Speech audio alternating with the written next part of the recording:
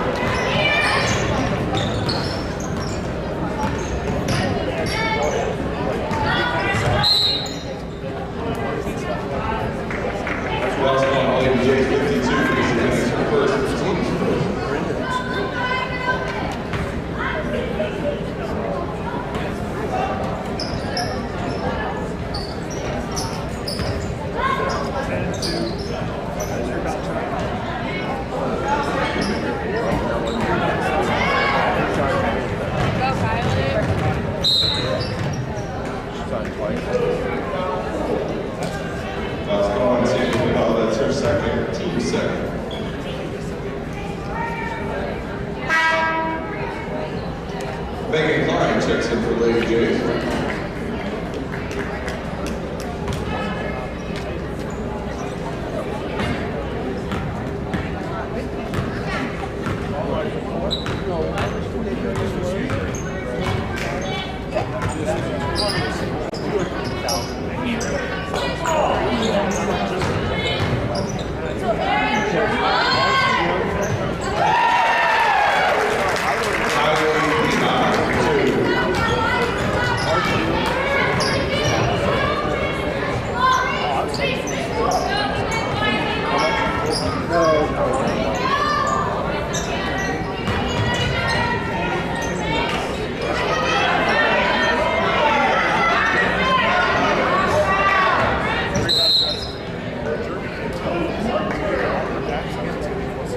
Lots going on. Triton's not in the second. That's her first.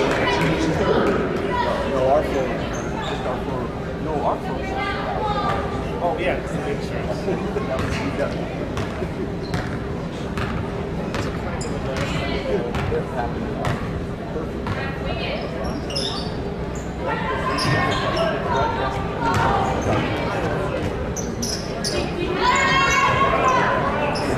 That's a travel.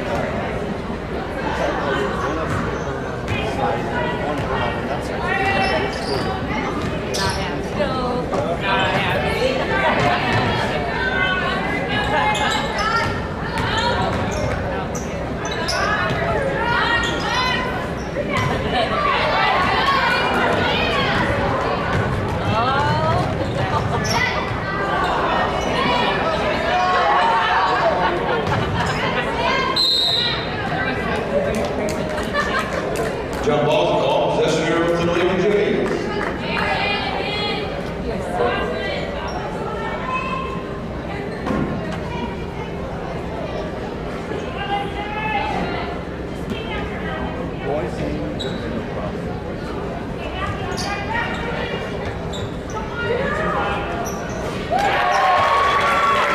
Joshua Craig for two.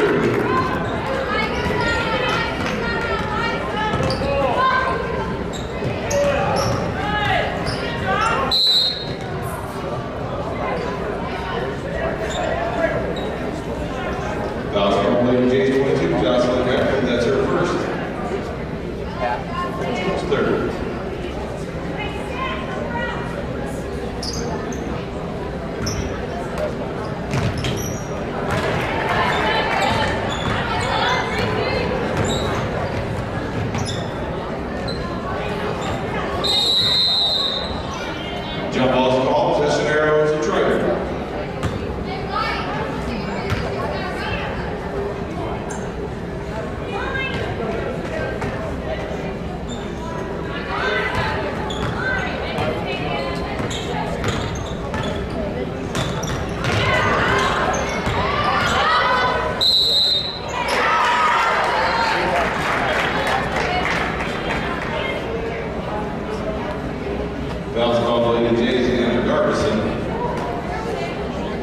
bucket is good. 97, John 2-1.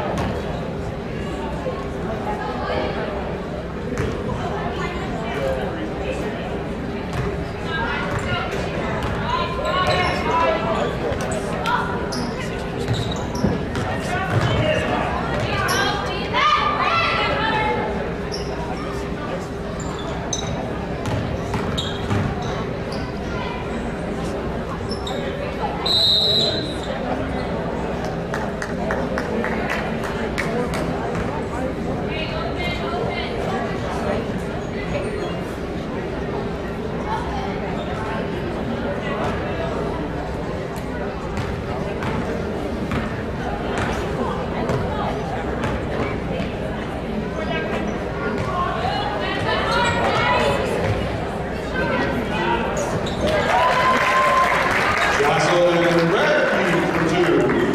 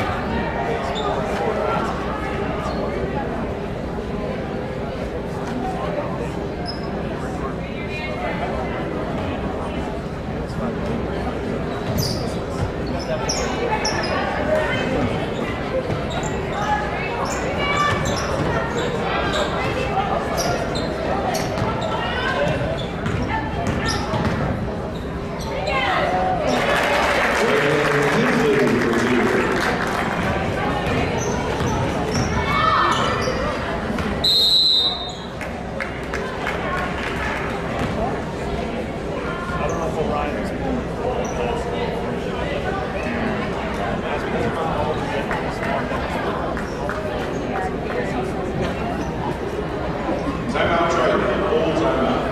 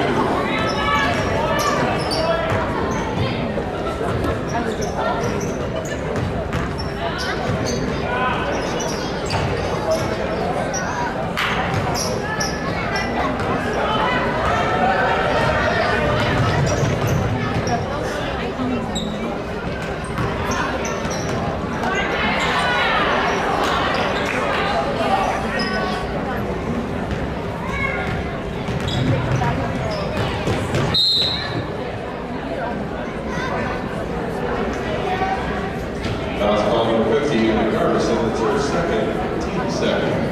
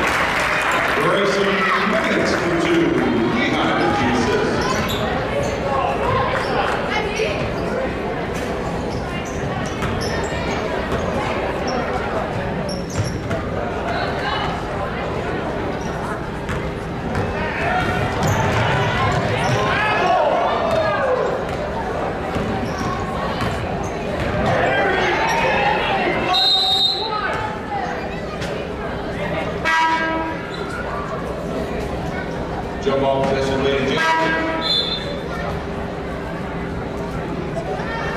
Recording Megan Clark jumps back into the little gym.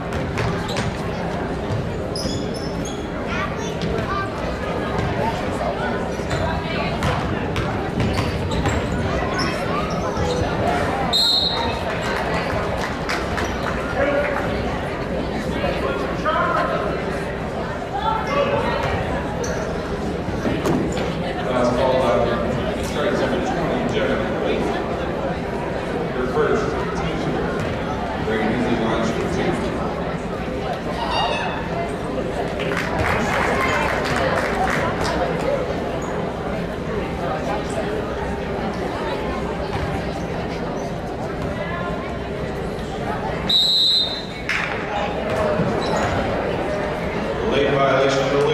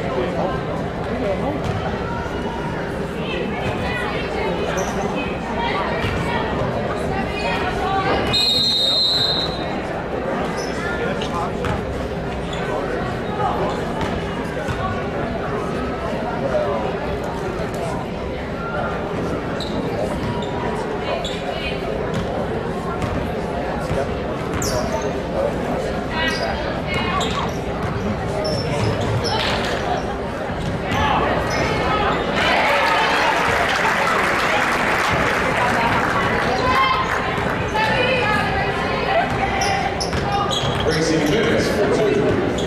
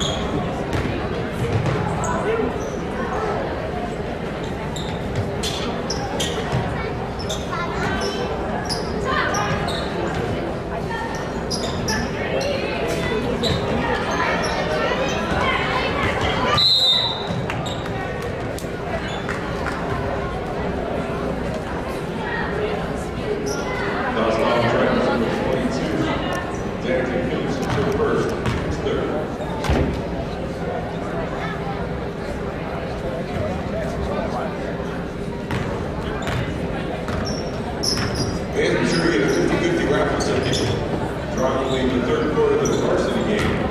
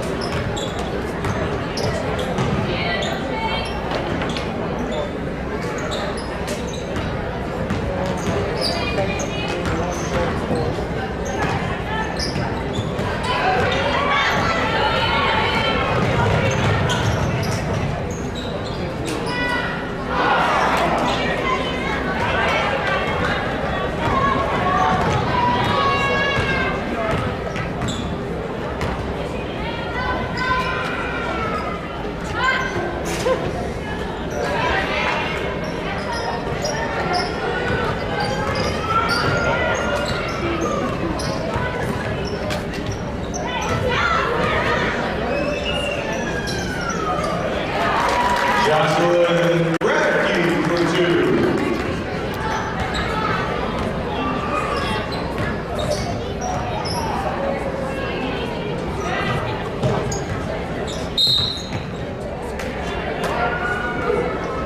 That's called Medication 22, Jocelyn Radke.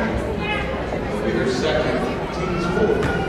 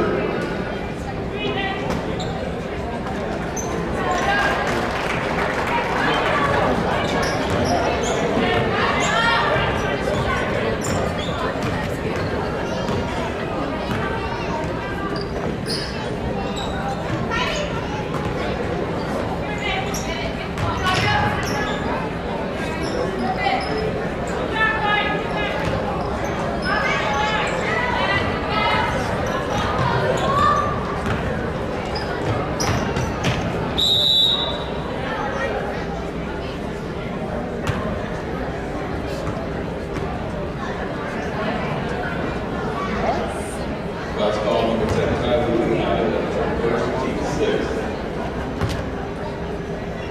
97, line, shooting 2.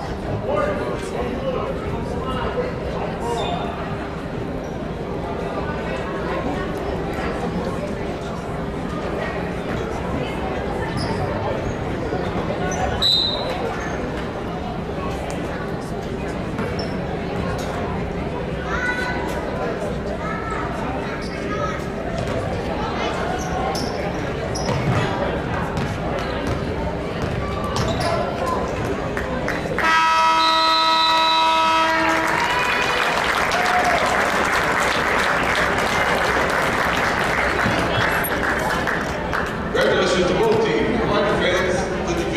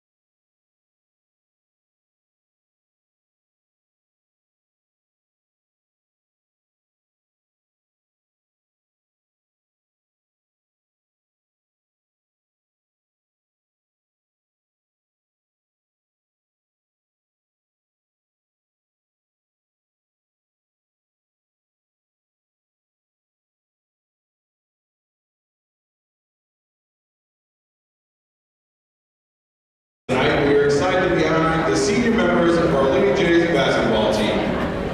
Our first senior tonight, number 20, Gabby Boy.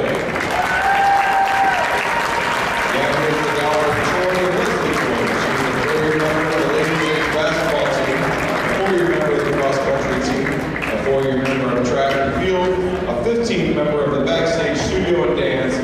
Gabby is also a 6-year member of the NJSP choir.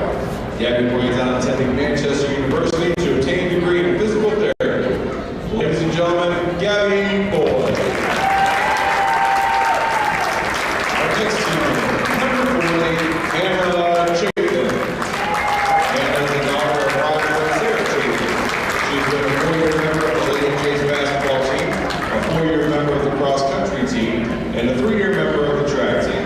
She is also a 3-year participant in the National Honor Society, a 4-year member of Student Council, and a 10-year member of 4-H. And is also the proud recipient of the 2022 Stark County Lilly Endowment Scholarship. And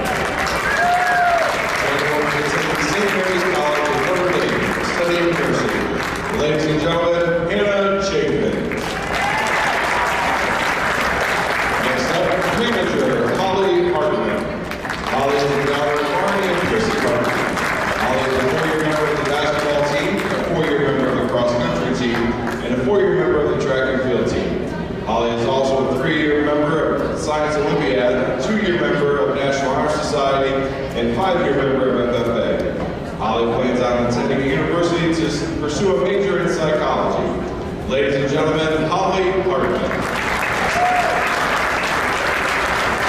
Next up, manager Chloe Krause. Chloe is the daughter of Marlene Krause and Tom Jordan Krause. She's a 4-year member of the basketball team, a 4-year member of the track and field team.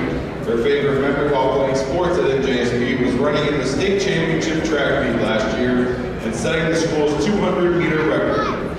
She is also a member of FFA for 2 years, National Honor Society for 2 years, Science Olympiad for 2 years, Spell Bowl for 2 years, and Student Council for 4 years. Upon graduation, Chloe plans to attend University of St. Francis and become a physical therapy assistant. Ladies and gentlemen, Chloe Krause.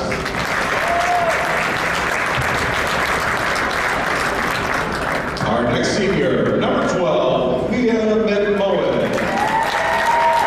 Mia is the daughter of Bradley and Sarah Burgess. She has been a 4-year member of the basketball team, a 4-year member of the track and field team. Mia is also a 10-year member of the 4-H, a 4-year member of the choir, and a 4-year member of Student Council. Mia plans to attend Grace College to major in elementary education. Ladies and gentlemen, Mia McMullen. Finally, this evening we have our foreign exchange student and manager, Sarah Sanchez. Sarah is escorted by her friends Judy and Anna. Sarah has participated in volleyball and basketball while here at NJSP. Sarah will be going back to Spain this summer and will be finishing up her high school diploma. Sarah says she has enjoyed her time very much in the United States and has made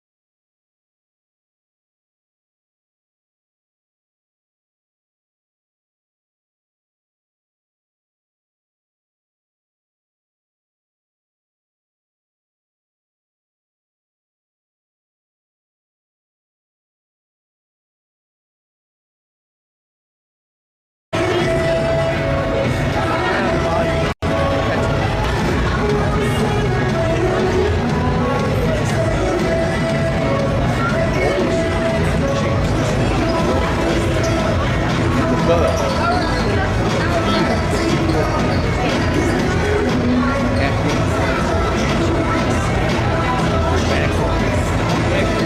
always had them, never on the back.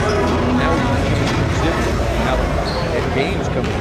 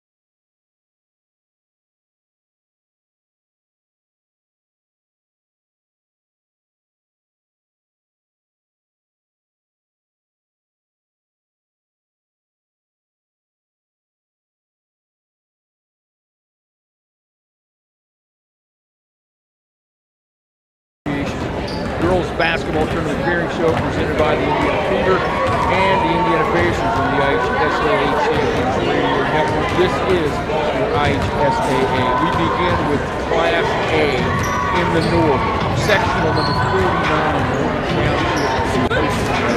On Tuesday night, Morgan Township will play Washington Township. Game 1 on Wednesday, Cutler Christian and Vermont will take on Counts. The second game on Wednesday at Morgan Township will be Marquette Catholic and Nicholson and Gary. Hammond Academy, S&T, will take on the winner of the Morgan Township Washington Township matchup from Tuesday evening. Greg, look at this. We've got a Washington Township team with 14 wins. House ranked number 11. Having a tremendous year. Interesting, they're the top two. Yeah, let's go back to when these two teams met back on November the 30th. Couts won that game by a score of 52-46. Couts up made it to the final. Porter County Conference Tournament. Lost to an undefeated team at #1 in Class 2A, South Central of Union Mills last night. Covenant Christian also having a very solid season, but Cal handled them with ease when they played on Thanksgiving weekend, winning that one 63-42. So again, Couts and Washington Township draw your attention. Couts is the favorite here in this 7-team sectional. Sectional number 50 at Culver Community. Tuesday evening's game is Lacrosse taking on Oregon Davis. Game 1 on Wednesday. Trinity at Green Lawn will play Argus. And game 2 on Wednesday night, Triton versus Culver. Friday night, the West Central will play the Lacrosse Oregon Davis game in semifinal number 1 on Friday night. Greg, Argus, Lacrosse, double digits. Triton, you have 3 teams with 12 wins or so. Makes for a dare I say it already, a balanced section. And lots to talk about here in section number 50. First of all, welcome to Trinity at Greenlawn. This is their first girls basketball state tournament, so best of luck to them in their debut performance. Triton is the defending sectional winner from a year ago. They made it to the regional final before losing to Pioneer.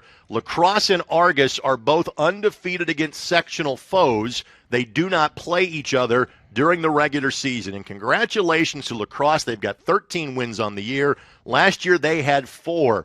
They're one of the smallest public high schools in the state. Their enrollment, 110 students. They're going to play Marquette Catholic and South Central of Union Mills this week. So Lacrosse is going to learn a little bit more about just how good they are this week. And by the way, worth noting, Oregon Davis, Terry Minix, the legend, retired after 28 years as their head coach and numerous trips to the state championship game. His daughter, Aubrey, is now the head coach at Oregon Davis.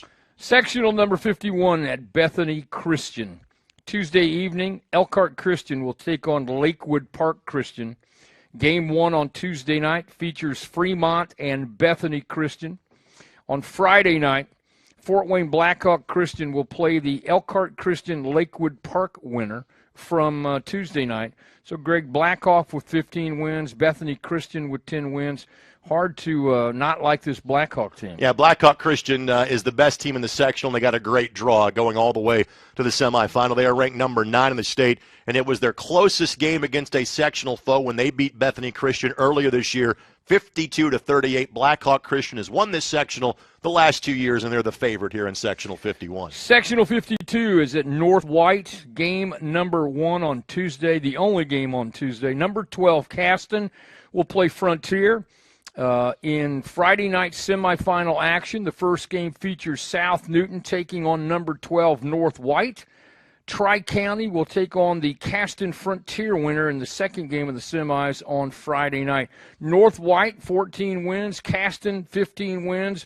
Both teams are ranked. What more do you need? Let's talk about who is not here, and that is Pioneer. This is the sectional they exited right, and now are in 2A, so that's why this is a 5-team group. You talk about North White and Caston, both tied for 12th in the rankings. North White beat Caston 42-29 when they got together. It was back in the middle of November, on November the 12th. North White has not lost to a 1A school this year. So again, North White, Caston, the two favorites, with North White having the advantage in the regular season meeting.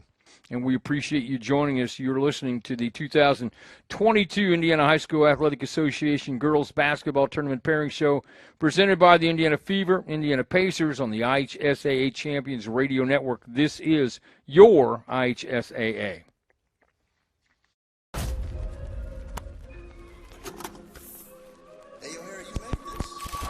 Overflow crowd here at the Fairgrounds Coliseum. The basket goes, it goes, it goes. It's unbelievable what he can do with that ball. Right, baby.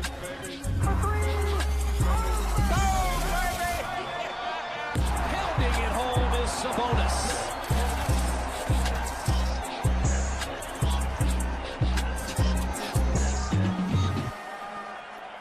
It's 2 p.m. Saturday afternoon.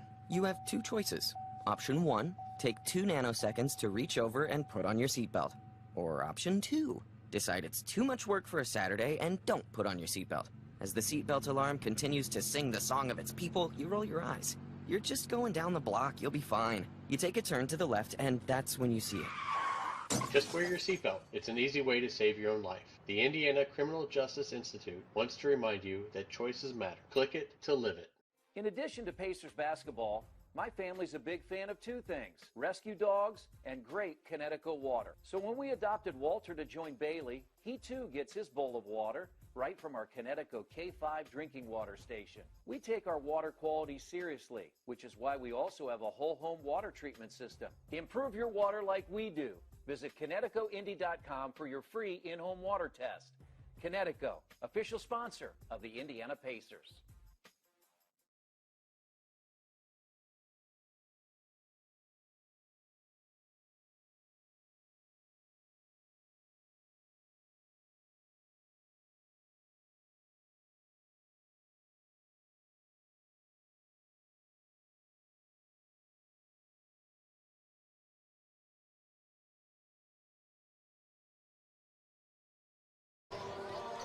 All right, welcome everyone to tonight's regular season finale for Blue Switch basketball as the Triton Lady Trojans travel to the nest at North Judson St. Pierre High School to take on the Lady Jays. I'm Andy O'Hara alongside Anna McIntyre, Kenny Barnhart, and the Hall of Famer Orion Lemler here tonight on the call for the Triton Trojan Sports Network.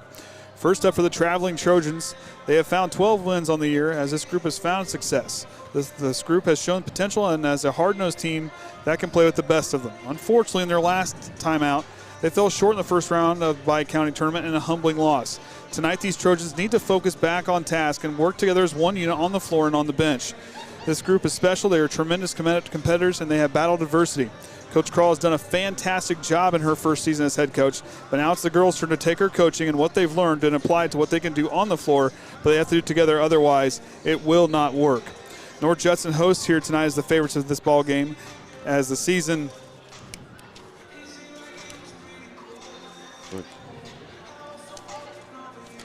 North Judson hosts here tonight as the favorites in this ball game as the season, if you go by the record, may not be as impressive as years past, but records and stats are all part of the game. What does not show up is the work ethic and the drive this team has. They're the definition of tough. They are always in every game that they play, and they give their maximum effort every time they step onto the floor. Coach Bailey Goodman has their team all set and ready to go as they get set to play host to the Trojans in this one. Anna, you get to see this team in practice and everything. These girls have got to put the work in and kind of find a way to come together. Mm-hmm. Yeah, I think not getting down to the other team's level. I think we need to play our style and not letting them control us, I think. And I think the flow's got to be there with this group. You got to move the ball. You got to be communicating whether it's going good, going bad. You got to keep talking. It's just as important for those girls on the bench as it is on the girls on the floor. They've got to be communicating with one another. Coach Krall, that's something I know she preaches. He's got to be talking. Mm-hmm. You got to be talking. Got to move with purpose. Keep talking. If you hit a rough patch, who's going to be that person to step up and keep this team motivated to keep playing through? Because that the Laville game at Bi-County was probably the worst game we've seen these girls play this year. Mm-hmm. And I think making that easy pass instead of making those full court passes. Making that easy pass is going to be a key because if they're going to pick up on it as soon as you start doing it. And that's one thing that this group really likes to do is make those hot passes across the court, which I think needs to simmer down a little bit. And you go to North Judson. This is a group, in seasons past, they lost Lillian Frazier last year. As she graduated, she has her younger sister Sophia out there who leads the team in scoring. This is a group that, they're hard-nosed. They're going to play tough. You look at all their games as far as you go down their schedule. there's some games where they were really tight in. This is a group that, really well coached. This in her first season, as a Bailey Goodman in her first season, has done a good job with these girls. Yeah, the record doesn't quite reflect how good this team can be. She's got a program that's going to build. She has good numbers out there, but this Judson school is a place that, this girls' basketball team is going to be really good in a couple of years. Mm-hmm. And for them, like I said, Triton, I think tonight got to win the battle on the boards. I think that's going to be big, but they got to get their second chance points again because they didn't have those against Laville. Just weren't quite finishing around the rim. We got to be able to finish around the rim. We really got to get that inside-out game really working here tonight. And with Addison is what? What do they have her on? 6 foot? Yeah. We've got 2 6-foot players, so I think we have the height advantage to be able to get those offensive rebounds. So we're about a minute and a half away from tip-off. For these two teams, the regular season conference play ends here tonight. Who wins in the finale? Trojans and Blue Jays square off, and that's up next right here on the Triton Trojan Sports Network.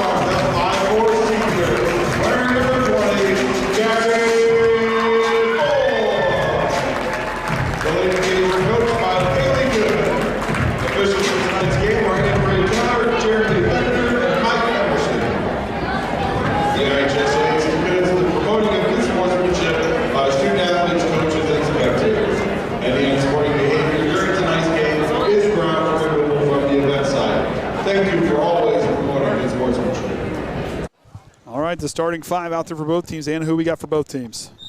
For the Blue Jays, we've got number 40, Hannah Chaffins, number 20, Gabby Boyd, number 30, Sophia Frazier, number 52, Morgan Hensley, and number 11, Kennedy Baxter. And for the Trojans, we've got Taryn Yates, Jenna Bulis, Jocelyn Faulkner, Kinsey Atkins, and Addison Veers. So the shot off the mark for Veers there. The Triton got the rebound. We'll get a foul on the other rebound. Foul's on number 52, Morgan Hensley. That's her team's first, sorry. You're good. Atkins goes rebound, hands off to Veers. She'll get it right back. Corner 3 on the way, off the mark, no good. North Judson with the rebound. Frazier now in transition. She takes off, goes coast to coast, gets it knocked away, but she'll lose it out of bounds, and Triton takes back over.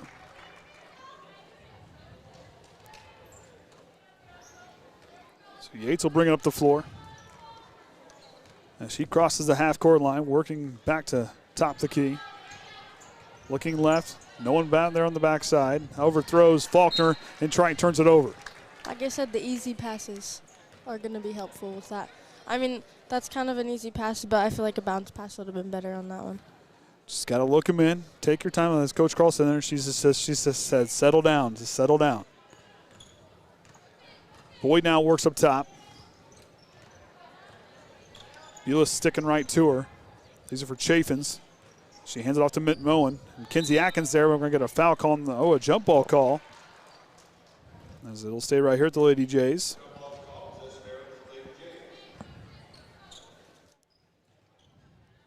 Chaffins inbound, goes to Boyd. And she'll bring it up the floor. Working right in a hurry, hands off to Frazier. Frazier now to Moen. Hensley calling for it in the high post. Now down to Frazier, backing down, has the size advantage for Faulkner, goes up and in. And the Lady Jays strike first. Yates now quickly up the floor, up to Kinsey Atkins. She'll work back up top the key. Leaves it for Bulis on the right wing. On top now to Faulkner. Yates works with the screen right, goes to feed Veers down low with a reverse lay-in, and one opportunity coming off the prayer from Addison Veers.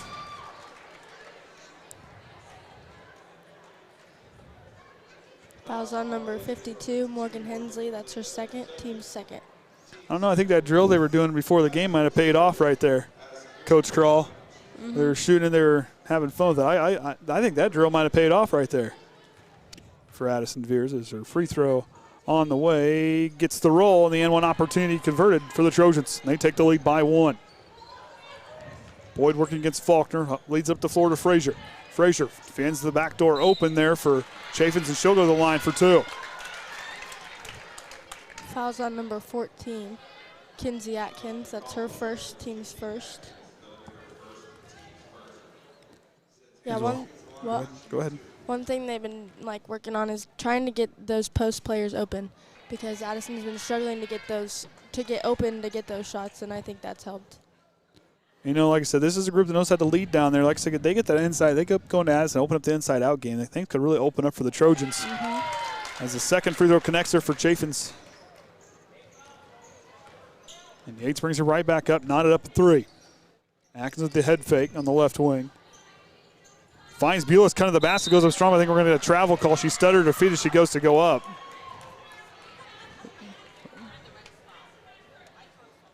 Coach called trying to direct her offense to where, I guess, where players needed to be. It's Goodman calling out her offensive set for her Lady Jays. Spin move out of the way goes Burkett. Off the mark, no good. Gets her own rebound. Goes right back up with it, draws the foul, and go to the line for 2. Foul's on number 4, Taryn Yates. That's her team's second. Olivia Burkett will go to the line now for 2. This is the second trip for the Lady Jays to the line here tonight. That one rattles in.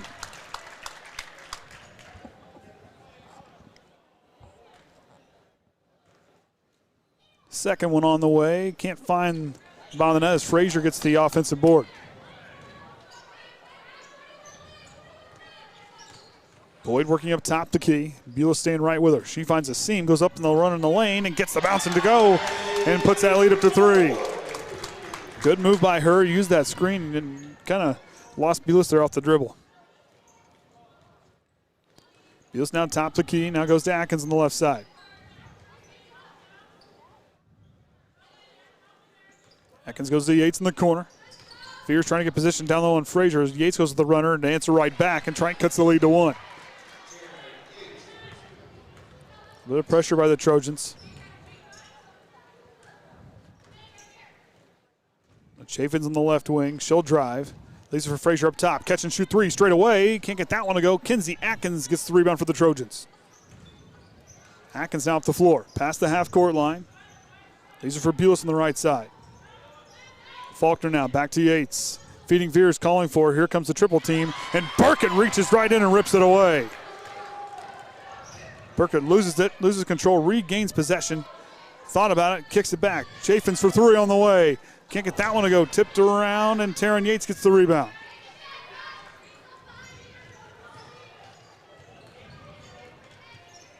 Knocked away. Burkett with another steal.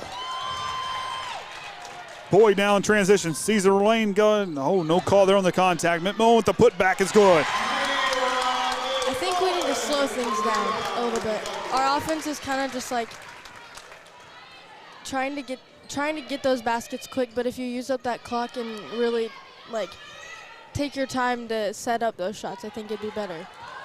Atkins out the mark. Frazier with the rebound for the Lady Jays. She'll drive in transition, goes up strong, and a charge call. Kinsey Atkins, somewhere Big Brother down in Indianapolis, is smiling after that one. I was waiting for you to say that.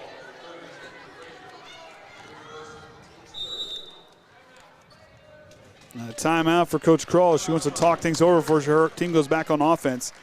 Like we said, those easy passes got to find a way to get things working. The other biggest thing is, being off 10 days. Yeah, that's another thing. So had some practices, the ice and stuff kind of messed some things up on a few things. So, yeah, now we got back into this game environment. So now, and not your normal lineup, so getting to tweak a little bit here. So this timeout this early in the game is really not that bad. And like I said, this is for the girls. This is an important game. Yes, it's for conference and a chance for a 3-way tie in second place, as Orion would have alluded to. I probably just took his comment on the night away from my bad. Didn't think about it after I said it. But, I mean, what's on the line here for these girls tonight is you're going to have to gauge yourself where you play. Sectional play starts next week. You're going to have to gauge yourself where you're at because you're only going to have a handful of days before that first game of sectionals. If you listen there to the in-between, we replayed the sectional draw, but we'll get that bracket thrown up here sometime also. And Triton called for the foul and the rebound of Veers miss as the Lady Jays will take over. That foul is on number 20, Jenna Bulis. That's her first, team's third. I feel like we're kind of waiting around for calls to be called instead of keeping the game going. Like, I think we need to go game speed until that whistle's blown. And there's Taryn Yates with the steal. She'll take off. Goes up strong at the glass. Can't get the roll. Rebound goes to Burkett. She runs right over Yates. Back on up to Frazier. Frazier now steps into a transition 3. Back iron no good. Burkett's there for the rebound. Triton with 4 defenders as Burkett goes up strong. Can't get that one to go, and she'll draw the foul and go to the line for 2. The Lady Jays' third trip to the line here tonight. Foul's on number 20, Jenna Bulis. That's her second, team's fourth.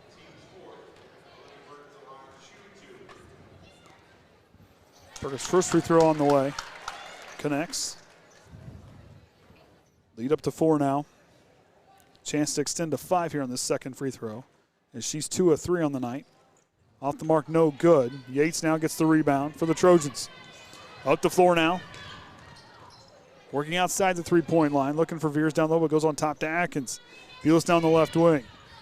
Back to Yates with the head fake. Atkins patient. In the corner out of Faulkner. High pass. Yates corrals it to keep it alive. Atkins now drives, kicks out to Faulkner. Works with the screen left. Back on top to Yates. Feeds Veers down low. She'll fade away the line. Off the mark, no good. Rebound goes to Mitmoen for the Lady Jays. Boyd up the floor now to Frazier. Frazier hesitates. Goes right back on top to Boyd. Nice feed down to Burkett. We're going to get a charge call as Jenna Bulis was set.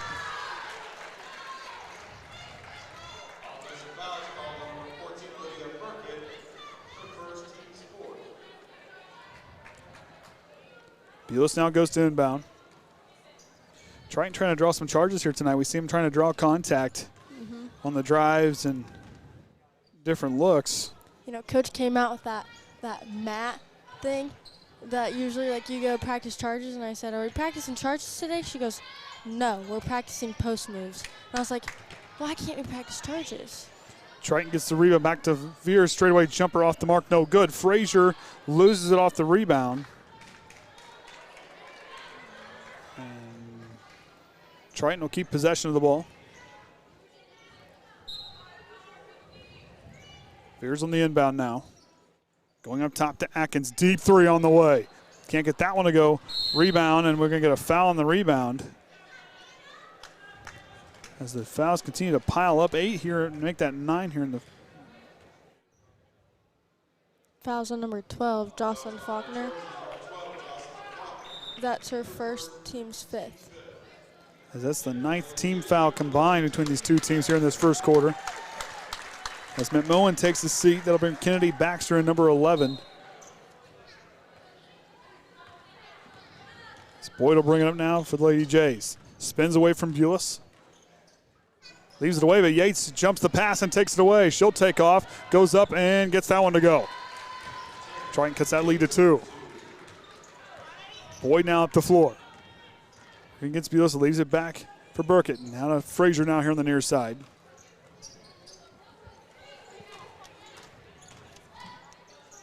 Baxter backing. Get a foul call. My apologies. Burkett was backing down Faulkner there. Fouls on number 14, Olivia Burkett. That's her 2nd, team's 5th. A lot of fouls here in this first quarter between the two teams. Which is going to be important because once you get into bonuses, free throws can really make or break the game. Nice feed down, but we're going to call a blocking foul, and Judson's fans not happy with that one. It looked like Burkett was set. Fouls on number 14, Olivia Burkett. That's her 3rd, team's 6th. And Coach Goodman wants an explanation. It looks like Burkett was. It looked like she was set from up here.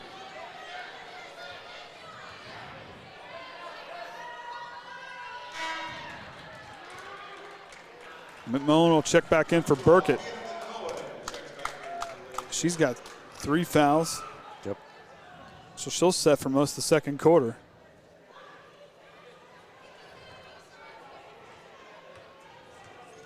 Goodman still pleading her case as Veers off the front iron, no good. Frazier gets the rebounds. The lead's down to 1.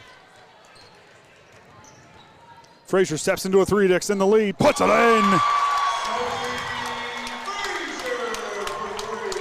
Atkins down the left wing. Minute 20 to go in the first quarter. On top to Bulis. Now to Sydney King, who checked in a moment ago on the right side. Back on top to Atkins. Back to King. Goes to feed down to Veers up off the glass and good.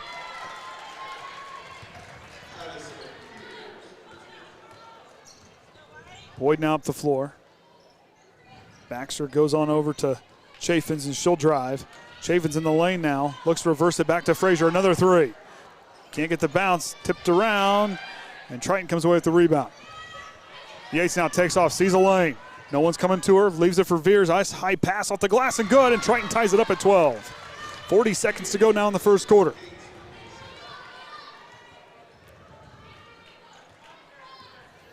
Boyd patient. Working left. Sees a lane and a runner in the lane is good. And they retake the lead. A few lead changes here in this first quarter. Atkins out the floor. Veers trying to get position down low. Frazier denying her. Knocked away there as Chaffins takes off. Knocked away by Bulis. It'll stay right here at the Lady Jays with 11.7 to go. One thing I noticed is when they shoot threes, they all run and try and get their own rebound, but it seems like sometimes when we shoot, we're not running to get those rebounds. We're just counting on it to go in, and most of the time, well, not I wouldn't say most of the time, but sometimes it doesn't go in, so you have to follow your rebound. Faulkner gets the rebound. They're going to call a jump ball, and the Trojans win the rebound on that one.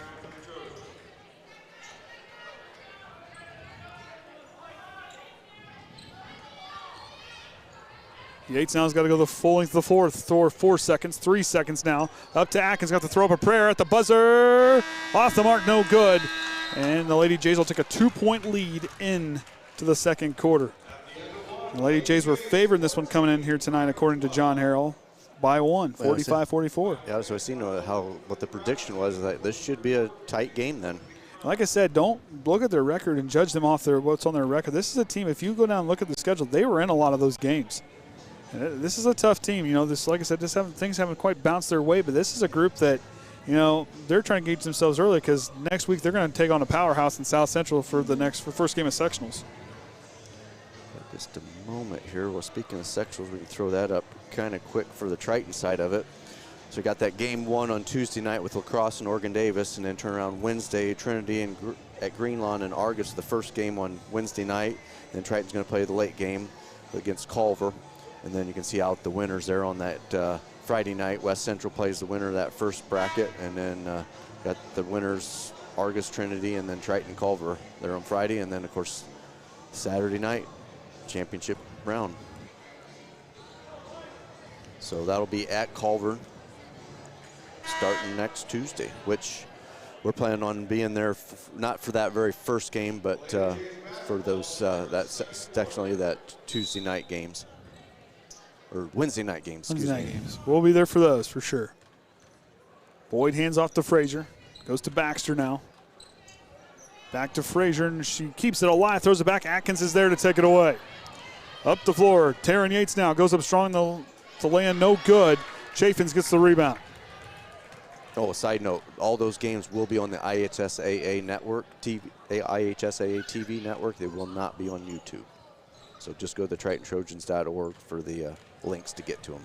Boyd with the run and the lane off the side iron, no good, and Atkins gets the rebound.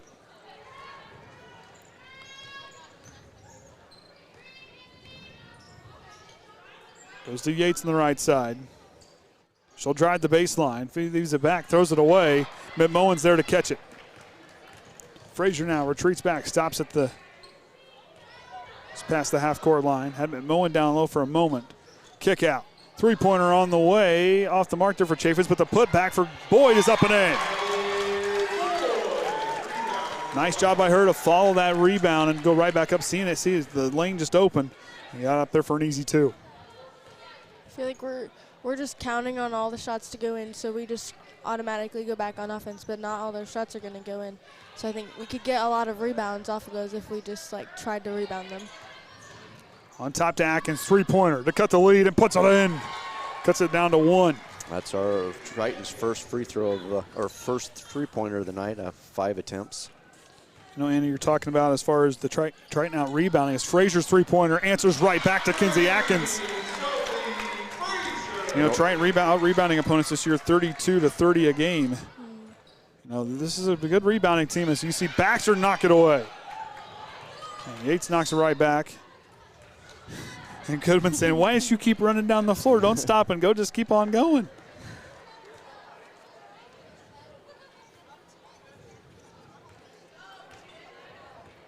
Boyd now up the floor. Kick out to Baxter. She'll drive. Chaffins takes that one off the face as Faulkner takes it away. Faulkner on the drive. Frazier there to defend. Faulkner short of the mark. Veers with the putback is no good. Gets it again, goes back up and gets that one to drop. She must have heard us talking up here. Yeah. I guess so. So with those rebounds, that actually kind of tied up. Each team's got 12. Boyd off the front iron, no good. Gets her own rebound, goes back up, no good. Gets her own rebound again, and she'll draw the foul. She'll hit the deck. You know, Addison with that height advantage down there, I think that helped get those rebounds and putbacks. You know, that's one thing where, you know, Addison's game has always been real impressive as she gets those offensive boards and goes right back up with it. As Boyd, his first free throw drops. And that foul was on Triton. Jenna Bulis, her third. Oh, yeah. Team 6. So. Sorry, Andy, I'm slacking. These rookie broadcasters, I tell you. Hey. Just kidding. That's what rookie means. I know. Yates now works. Feeding Veers down low, goes up strong with it and gets it to go. Good feed there. Veers was cutting down the lane. Now the lead's back down to 2. Baxter now with it. Goes to Frazier on the right side. Veers hanging with her. Frazier with a crossover. She'll drive. Yates is there to help. Frazier with the up fake. Off the mark, no good. McMowen with the putback, no good. Rebound goes to Jocelyn Faulkner, and we're going to get a foul call. Looks like that foul's going to be on number 12. Mia McMullen. That's her first, team 7th. Did I say that right? Yep. Okay. And Morgan Hensley will check in for the Lady Jays as Faulkner will go down for the 1-and-1 bonus opportunity. That's where we're at now with 5 minutes to go in the second quarter because 10 fouls there in the first quarter alone. There were a lot of fouls. First one by Faulkner goes off the mark, and they're going to say Triton had a. Or did the Lady Jays have a lane violation? Yep, Triton did.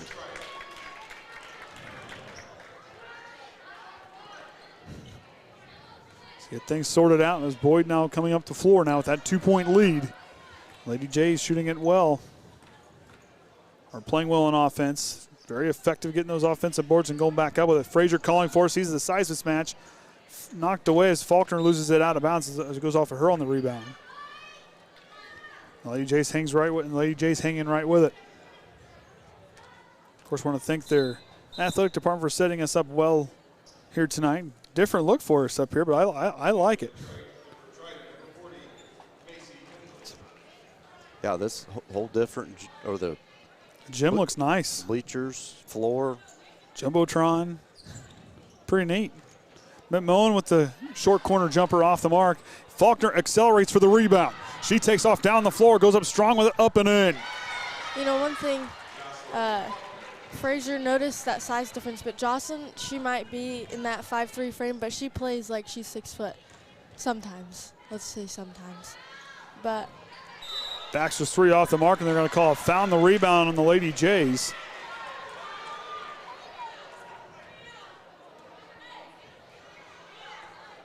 Fouls on number 52, Morgan Hensley. That's her 3rd. Yep, that's her 3rd also. So we got two Judson players, Burkett and Hensley, each with 3 fouls. 2 key Judson players, but not rather as Hensley frustrated is trying to go for the rebound. Goodman still trying to plead her case. As Hensley's free throw is on the way, off the back iron, no good. Faulkner's fighting for it. Good hustle play there by Boyd to find McMullen. Boyd now trying to split the defenders. Knocked away, Jocelyn Faulkner. A chance to take the lead for Faulkner. Goes up and gets the roll. And Triton back out in front by 2 as we are just at the halfway point here of the second quarter.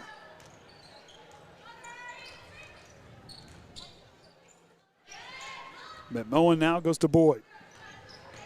Boyd drives, sees a lane, goes up with the runner in the paint, no good, gets her own rebound, goes back up with it, can't get down to go. Jocelyn Faulkner with another big play. She must have heard us talking up here. They all listen to us. I'm pretty sure they do. Faulkner now goes on over to Atkins. Lost her dribble, goes back to Yates. Feeds Veers in the high post. Veers will drive, pull up jumper off on the side of the lane, no good. Baxter with the rebound. I'm surprised they don't all have their iPhones and earbuds and they could be watching a game and as we're calling things out. I still think Caden Graham does because he still chats on that thing. I think he does. And a foul call now on the Trojans. Fouls on number 14, Kinsey Atkins. That's her 2nd, team 7th. What did you say about Caden? Well, he always chats. He always puts a comment up on during the JV game. Oh, yeah. Well, then he's sitting behind the bench and probably is watching it. That one off the mark. Yates gets the rebound. We'll get a reach-in foul. Fouls on number 20, Gabby Boyd. Is that her first? Yes. Her first, team's 9th. So Judson faithful not happy with these calls here in this first half. This is like the most fouls in a game I've ever seen. It's just the first half, kiddo. No, I know. Oh, yeah, that's what I meant, in the first half, not a game. That one off the mark. Boyd with the rebound for the Lady Jays. Now to Baxter in the corner to Frazier. Frazier crosses over, drives baseline. Sees a streak, goes up, no call on the contact. Back up, gets after her own rebound, and Faulkner gets it, comes away for the Trojans. Goes to Atkins on the right wing, she'll drive. Goes baseline, gets caught. I got a double dribble call on the Trojans, they'll turn it over.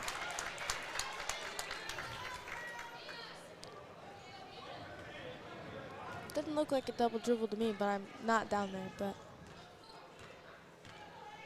That's why we're up here. That's true. Frazier works the screen right, goes back on top to Baxter. Baxter to Boyd on the left wing. She'll drive away. Versus it back to Frazier. Veer's there to get a piece of it. Baxter now back on top to Boyd. Quickly on to Frazier. Contested three on the way. Short of the mark as it caught the rim. Chaffins goes back up with it and gets that one to go and ties it up at 23. The rebound numbers for, Judson, I know we're not taking track of defensive and offensive, but they've always got teammates down there ready to rebound when they need to. And Yates with a nice runner in the lane gets that one to go. Back to a 2-point ball game as back and forth we go here in the second quarter. I think John Harrell was onto something here, at least the way the first half is looking. Yeah, everything's pretty even all across the board. Works the screen right. Frazier goes up, lost it, tries to regain control. Tried to save it, went out of bounds. As Jenna Bulis will now check back in. She'll come in for Macy Hensley. A lot of Hensleys here tonight. Both teams. Got 3 of them. That's not something you see very often. Bulis now on the right side as she just checked back in. Faulkner leaves it for Yates, but Boyd with a nice aggressive defense knocks it away. Again, like you said in the beginning, that communication. Knowing when someone's coming to take that ball right from under you. Got to communicate. Veers down the corner. Back to Yates. Veers, baseline jumper on the way, puts it in. And now the Trojans with their largest lead of the ball game is now 4 as we near the final minute here of the second quarter. Boyd now at the floor. Lady J's back on the attack. Back to Frazier to cut the lead. Off the mark, no good. Jocelyn Faulkner with another rebound. On over to Yates, past the half-court line. To Atkins, tries to extend the lead. Puts it in, and she'll hit the deck, and she'll go to the line for the rare 4-point play. Kinsey Atkins with a dagger. I was watching it go in the basket, and all I see is her on the ground.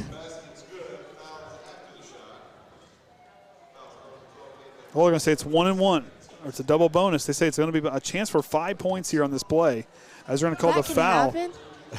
I can't say I've seen that. I don't think I have ever seen that. I thought if you made the shot, it didn't. It's just a one. Well, they said it was after the shot, so that's where they're going to go to. Because it's not on the shot, it's afterwards. It's afterwards is where I believe I understood the PA announcer. I have never saw a play like that before. Atkins off the mark on both of those as the lead's down to 7. Lady J's looking to cut right back into this one.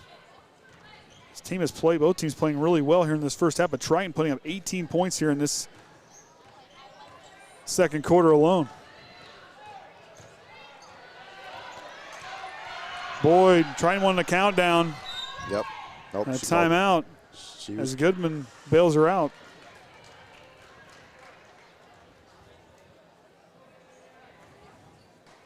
That was an interesting second half. I mean, it's not over yet, but. Like I said, but I think Triton's communication, they're starting to play a little bit better. Their shots are starting to drop. The big thing is you can't let off the gas because this North Judson team is a very good team. The shift of motivation. Yes. And I think you look at Frazier, with her, but unfortunately they have Butler and Hensley, 2 of their key players are on the bench with 3 fouls. That's hurt them here in this first half because I think if they're still in this ball game right now in this first half, I think we're talking about a closer score. Yeah, I think if just knowing when to put that pressure on, but then when to hold back, so you don't draw those fouls. Boyd receives the inbound. Atkins working right with her and leaves it for Frazier on the right side. Quick look at the scoreboard as she works it back up top. Waits for Frazier. Frazier with it now, works the screen. Inside 10 seconds. She'll drive, keeping hold of the possession. Goes to Baxter, goes baseline. The shot up on the way, off the mark. And Triton gets the rebound, and that'll do it for the first half as the Trojans, like we said, putting up 18 points in that second quarter, has the lead 30-23. As Kenny gets the stats pushed over, I think the Lady Jays are going to go in. They're going to adjust here this halftime locker room. Triton's got to come back out with the same intensity they had here in the second quarter. Agree, but one thing that they usually come out of that halftime locker room with is their full court pressure, and they, like you always say, they can really create a lot of chaos with that full court pressure, and I think that would be very important to use that full court pressure to their advantage. Kenny, take it away. So for free throws, with all those fouls, we had 16 attempts between the two teams. Triton got 2 of 7. North Judson got 5 of 9. Inside the arc, 11 of 21, 6 of 23 on the Judson side. 3 points, Triton a little more efficient, 2 of 6 compared to 2 of 9, and turnovers pretty close there, 8 to 7. North Judson Frazier with 8, 1 foul. Boyd with 6 and 1 foul. Chaffins with 3, no fouls. Do we ever get actual pronunciation? We've got Lily? She hasn't played yet. I thought I had something down. I had her down for 2 points. Oh, well, I'll have to find what that one went. I must have got the wrong button click there. So Modenham's got 2 and also 2 fouls, and Burkett's 3 fouls, and Morgan Hensley with 3 fouls also. So for the Trojans, Veers with 14, Yates with 6 and a foul, Atkins with 6 and 2 fouls, Faulkner with 4 and a foul. Bulis has 3 fouls, and that rounds out the Trojans. So we'll take a break and be back here after halftime right here on the Triton Trojan Sports Network. It's time for the Commissioner's Corner, an exclusive weekly conversation about Indiana high school sports with the Commissioner of the IHSAA, Paul Neidig. Now for an up-to-the-minute report about what's happening in the constantly changing world of high school sports, here's Coach Bob Lovell with Commissioner Paul Neidig. Welcome back, everyone, to our weekly conversation with the Commissioner of the IHSAA, Paul Neidig, about all things relative to the IHSAA. It's busy. You're busy. It's a busy time, Commissioner. We've had the pairing show. Thought that went great for the girls tournament. Sectionals will begin next week. Wrestling sectionals begin this weekend. Swimming. We are getting into the winter sports championship mode very, very quickly, it seems. We are, and we kind of talked about it a few times, Bob, as we walk through this new year. But, man, it's here now. It's right around the corner. And as you said, our wrestlers, they've made weight. They're prepared. They're going to step on the mat Saturday for a chance to continue to advance to the tournament. And I don't know if folks have had a chance to watch our wrestling tournament, but it continues to get better. And one thing that's just amazing is the quality of our wrestlers across the state of Indiana just continues to improve. And we've got kids that are out there right now, student athletes are making big noise on a national level that have come through our tournament the last couple of years. But it's here. Girls basketball tips next week. The girls swimming tournament begins. So we're here. We're going, and we're going to hand out some medals here real soon and some trophies, and we're ready to do that. I think everyone understands I'm a basketball guy. However, I acknowledge the fact that the wrestling championship is the most unique situation I've ever seen. It's one of the most dramatic competitions you will ever find at any sport anywhere in the country. It is. There's drama throughout the day. That Friday night round, you've got to go in and you got one shot on the mat to win. And if you win, you advance to Saturday. If you don't win, your season's over that night. So there's a lot of emotion around that Friday night round. But then when we turn the lights down and the spotlight's on for that championship match, just the color and, the face-off and those kids, I mean, it's just an incredible event, and I would certainly encourage people to get out to Gamebridge Fieldhouse, home of our sponsor, the Pacers and the Fever, and watch a little wrestling here as this tournament progresses. He's Paul Neidig. He's the commissioner of the IHSAA. Appreciate the hospitality on Sunday. Greg Rakestraw and I were fortunate to be able to bring everyone the pairing show, and I will tell you, one of the themes throughout that night, and I think it will be a similar theme when we do the boys pairing show in February, is how wide open the tournament field will be for girls and boys. And I think it may be as wide open as any year in recent memory. So many teams have legitimate opportunities to make their way to play for a championship. That's exactly right, Coach. And you and Greg Rakestraw and myself, we had that very conversation Friday night. And, between the three of us, we've watched a lot of basketball across the state. I think we all agreed that, just from class to class and boys to girls, I don't know that I ever recall a tournament this wide open. Every year you go in and I look at the brackets and I say, okay, this team should make it in this class, this team, or these two teams have a chance. And a lot of times, that's the way it comes out. But I wouldn't even begin to know how to pick it this year, and certainly not playing favorites. I just think it's that wide open, which means, from my perspective, we're going to have a great tournament.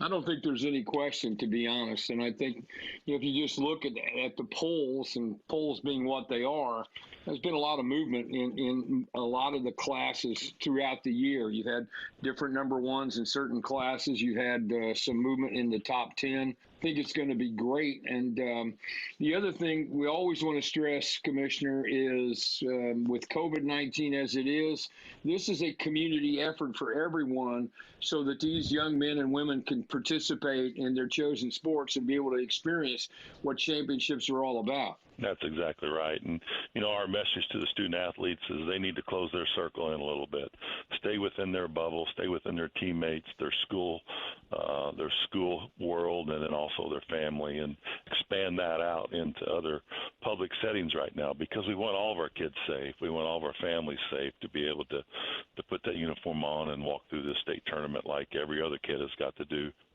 since 1903 here at the association. So let's close that bubble down. Let's make sure we're doing everything we can to be safe as we get to the tournament.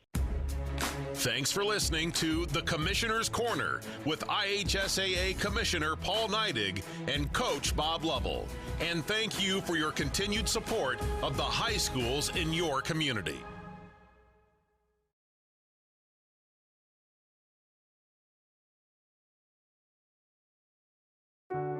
Commissioner Neidig, can I have a quick word? Of course, Governor. What can I do for you? Well, I just want to say thank you. For what, sir? For your service. Well, Governor, you're welcome, and you know that I'm incredibly passionate about what we do at the IHSAA. Oh, I do, and I share your passion. Without the IHSAA, we'd be without something incredibly important to our state's culture and to me, the boys and girls basketball state tournaments. Without Hoosier hysteria, Indiana just wouldn't be Indiana, would it? You're absolutely right, it wouldn't.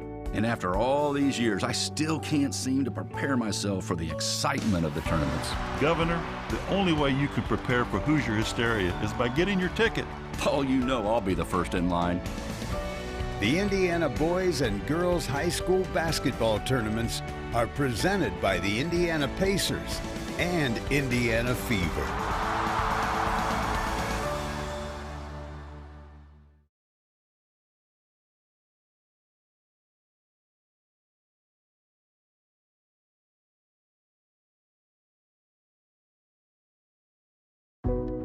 It's so good to have high school sports fans back in the stands this year, isn't it? I couldn't agree more. We've missed their cheers, their energy, their spirit, and their support. When you buy a ticket to high school athletic events, you're not only supporting your school's athletic department, you're also supporting your school's second classroom. That's because the court, the gym, and the pool are where student athletes learn valuable life lessons that will guide them the rest of their lives. From teamwork and time management to responsibility and respect, I'm Brian Lewis, a proud Jasper Wildcat. And I'm Robert Falkins, a South Bend LaSalle Lion. We're both assistant commissioners of the Indiana High School Athletic Association. We're also both educators, so we know firsthand that high school sports aren't just about winning and losing. They're about learning and growing, too. So, buy a ticket to your high school's athletic events and support the education of teens in your community. This is supporting your school. This is supporting your community. This is your IHSAA. All right, welcome back, everyone. Andy O'Hara alongside Anna McIntyre, Kenny Barnhart, and the Hall of Famer Orion Lemler here for the Triton Trojan Sports Network as the Trojans lead by 7 here at the start of the third quarter. Anna, if you're North Judson, what kind of things do you think you want to see better here in the second half? Well, one thing to see better is they're getting all those offensive rebounds and they're getting those defensive rebounds, but they need to get those points off those rebounds and getting those putbacks to go. But overall, their defense is really good at closing our offense out, and I think that's working really well for them. And as Kenny was talking there, I mean, with the Trojans here coming in the third quarter, what kind of things do you think are hurting them, the things that could possibly help them here in this third quarter? Well, they've been getting some of those looks. They just, the free throws right now, 2 of 7. We had your chance to get a lot more points there. Kinsey could have had that rare 5-point opportunity. That would have been just a, hey, that's a chalk mark on the board. Hey, Yeah. I got a chance to do a 5-point play. Just don't ever see that. So get some of those free throws to go. We're getting some of that looks, but some of it's just a little more ball control. Gotten 8 turnovers there in that first half. So just be a little bit more better with that ball. And they, like I said, you got to play at the lead here. You got to have ball control is going to be huge here, but you got to keep as Ann and I talked, got to keep your foot on the gas. You got to still find a way to go down and score each time because this is the Lady Jays team that can come right back in this ball game in a hurry. Atkins for 3 out of the halftime locker room, off the mark, no good. North Judson with the rebound. Butler now takes off, leads Hensley down. Out of the locker room, blocked by Veers, but a foul call. As Triton got away with a lot of fouls there in that first half. And North Judson, the recipient, as they'll go to the line for 2 here to start this third quarter. That foul's on number 34, Addison Veers. That's her team's first. And, one thing I think our defense could work on is really closing out those outside shooters because we know North Judson has a lot of good outside shooters. And kind of leaving that high post kind of free, but not like 100% free, but mainly closing out those outside shooters I think would be very important. So Hensley connects on the second rebound as Yates will bring it up the floor. Yates goes to Veers on the right wing, back on top to Faulkner. On over to Beals on the left wing, now to Atkins. Trying working around the perimeter. Crawl directing her offense. Atkins with the head fake. Back to Yates. 3-pointer on the way for her. Puts it in. And Triton with a 3-pointer out of the halftime locker room. 1 of 2 coming out here in halftime out from the beyond the arc. Another thing with this, we didn't know with having that 10-day off whether it was good or bad. I still can't tell you whether it's good or bad. As Butler hits that one. Number 14. That's Burkett. Oh, Burkett, I'm sorry. So I couldn't find it. I'm combining names again, Orion. Our little break. Atkins down the left wing. Yates now will try another 3. Can't get that one to go. Hensley boxing out as it goes out of bounds as Triton knocked it away.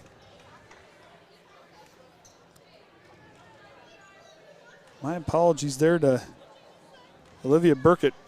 Combining names, good grief. I haven't done it all year, and here I go to do it in the last regular season game of the year. Boyd goes to Baxter here on the near side. On to Burkett. Goes to Frazier.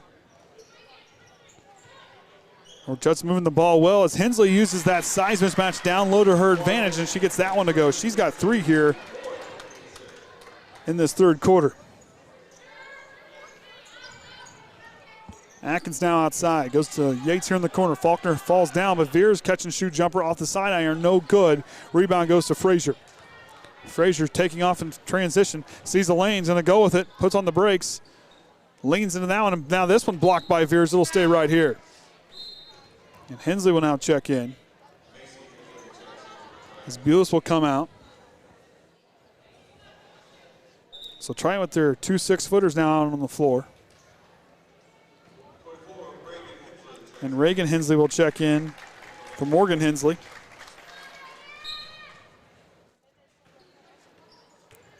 Kick in the corner. Frazier for a 3. Too strong off the mark. Baxter gets the rebound. Baxter caught in the corner. Goes down. And that one off the mark there for Burkett, but she'll get to go to the line for 2 as Triton coming out of the locker room with 2 team fouls. Fouls on number 40, Macy Hensley. That's her first, team's second. You think with both those 6-foot players we'd get some rebounds, but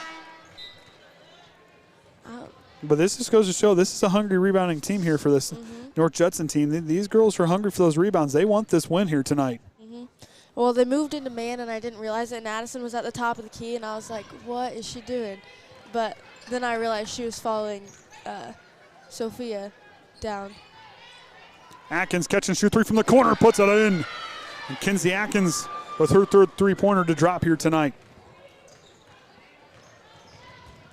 Running the lane off the mark there for Boyd as Yates gets the rebound.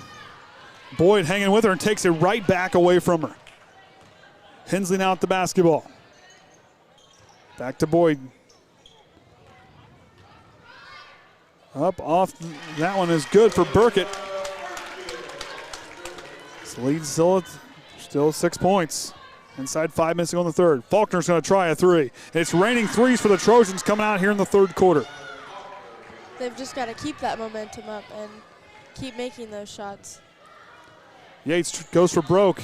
Spurk goes in the corner here. Drive by Hensley up off the mark, and she'll draw the foul. Yates in disbelief. That foul's on number 4, Taryn Yates. That's her second, team's third. About to have 2 Hensleys checking in. That's One funny. for each team. That's funny.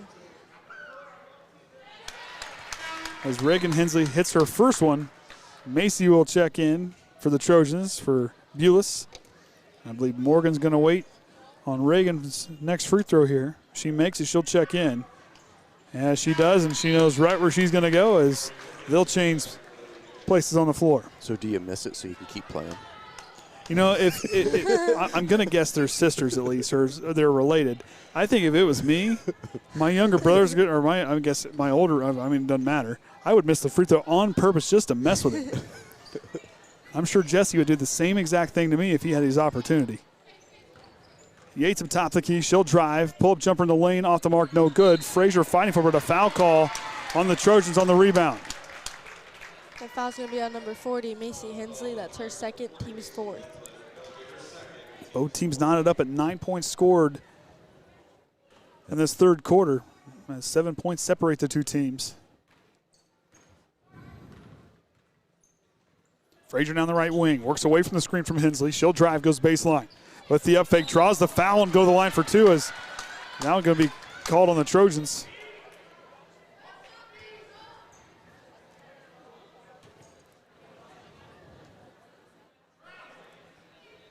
Did he say 34? It looked like a 2. It was 34. Okay. Yeah, so they that haven't got foul's on Addison Veers. That's her second, team's fifth. Looked like he was holding up a 2. I was like, we don't even have a 24 on our, well, yeah, Emily, but she doesn't play right now. Well, it's okay. Old eagle eye up here. I saw that. I mean, you guys can't quite see that far. I could see.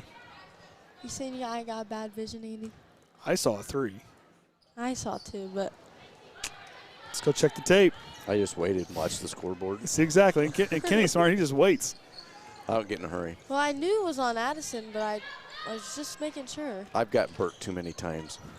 You think it's that, you're ready, you type it all in, and then, oh, there's somebody else that they called it on that may not even been at that spot. Faulkner for 3. Back iron, no good. Tipped around. Macy Hensley's there to get for the Trojans. Goes back up strong with it. Can't get down to go. Veers leaves it for Hensley. She'll get knocked down on the rebound. Foul's on number 52, Morgan Hensley. That's her fourth, team's first. And that's the first team foul for the Lady Jays here in this second half. Triton with 5.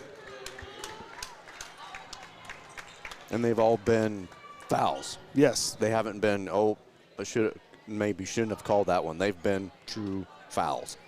Mitmoen checking in for the Lady Jays. Well, you know, with Morgan Hensley out, that's going to be. Oh, if that's on Burkett, that's her fourth. Must be. She's marching right to the.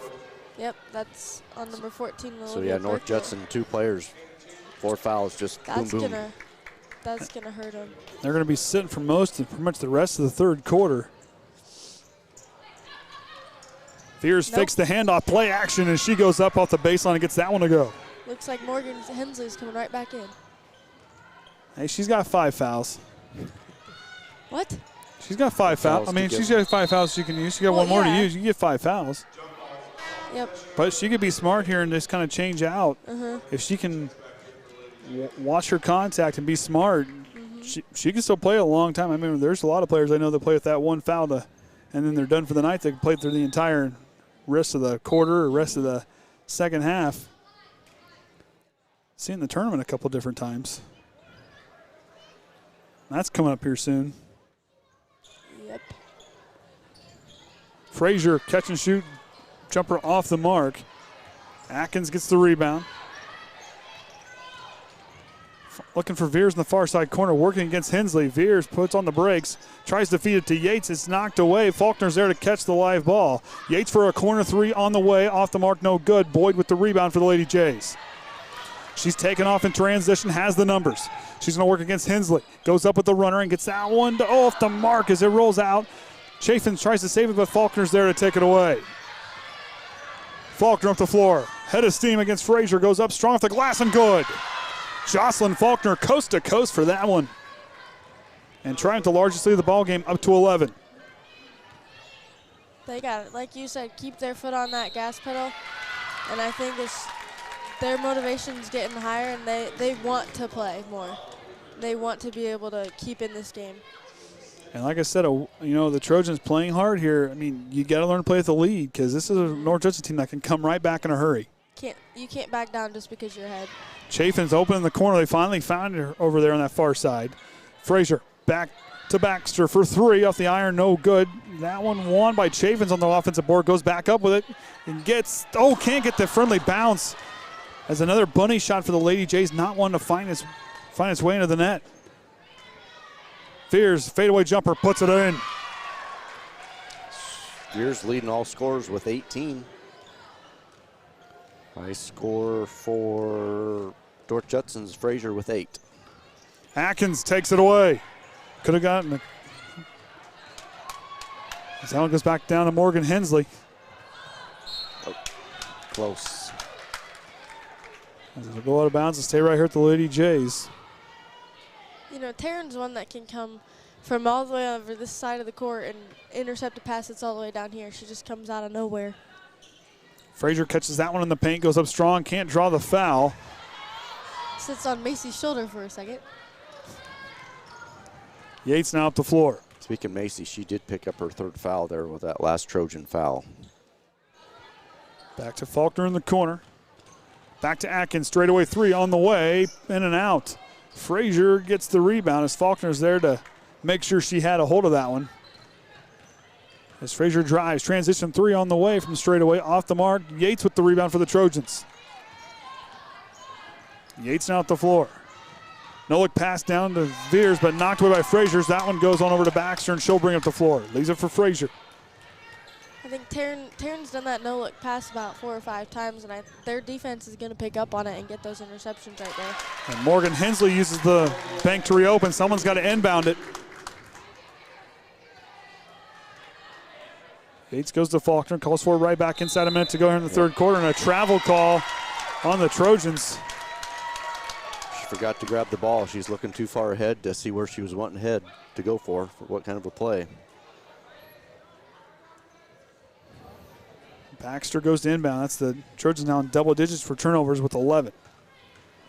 Frazier leans into that one and gets it to go. Banks open for her. Lead back to single digits. Faulkner up the floor. Down to Atkins in the right wing.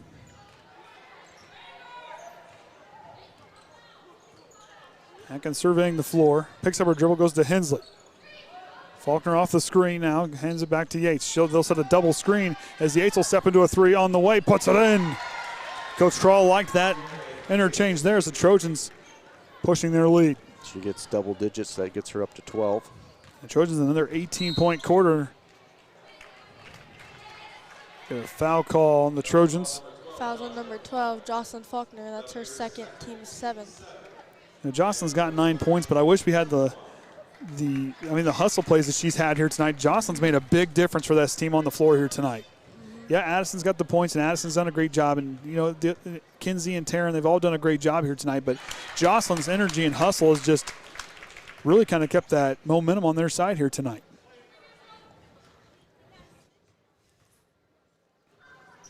Boyd's second free throw off the mark as Faulkner gets the rebound, speaking of. They all listen to us. They have to. 10 seconds to go here. Hands off to Yates. Yates drives. Trying to be smart here. 5 seconds. Yates pull-up jumper on the way. Puts it in. And that's going to do it for the third quarter here from the nest in North Judson San Pierre High School. Triton leads 50-37. We're going to have a raffle, I believe. Oh, yeah. They were passing a bucket around here. 50-50 drawing. I wonder if they'll announce how much they was in the bucket. Did you win, Orion? I didn't buy one. He never come up and asked. Well, I didn't know what it was for. I thought it was more like the game ball, but they said $100. Here we go. The winner's right here, right in front of us. Well, they should have just come up there. They never asked us. So. That's all right. I want to thank North Judson and their school and their athletic department for really setting us up well here. You know, we like coming down here. They really host us well down here. You know, they just do an absolute terrific job with everything they provide us, and want to thank them again. It's a nice, up-to-date facility. Yeah, up to date. Everything looks great. We were coming in, the new scoreboards outside, inside. It's just, you know, this place is really starting to come together. It looks really nice down here. And Mike Sharkozy, you know, their athletic director, great guy. Always takes care of us well when we come down here.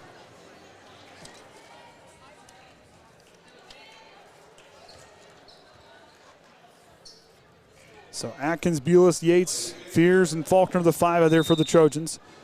Frazier, Hensley, Burkett, Baxter, and Boyd, the 5 out there for the Lady Jays. Frazier now with it. Goes to Boyd. Boyd on the right wing. She'll drive to the center of the lane, off the mark. Hensley fighting for the rebound, gets it, goes back up, and there's a lot of swatting going on, no calls, and now there's the call. Fouls on number 12, Jocelyn Faulkner. That's her 3rd. Team's 8th. It was just a matter of time as there was a lot of swinging going on there trying to knock the ball away by the Trojans. Now Hensley goes back to the line. She's been there earlier, 1 of 2 on that trip. You know, one thing about this Trojan team is they're aggressive, and they're going to get in there and go for those jump balls. And sometimes there's going to be fouls called. So North Judson as a team shooting 10 of 20 tonight. 11 to 21.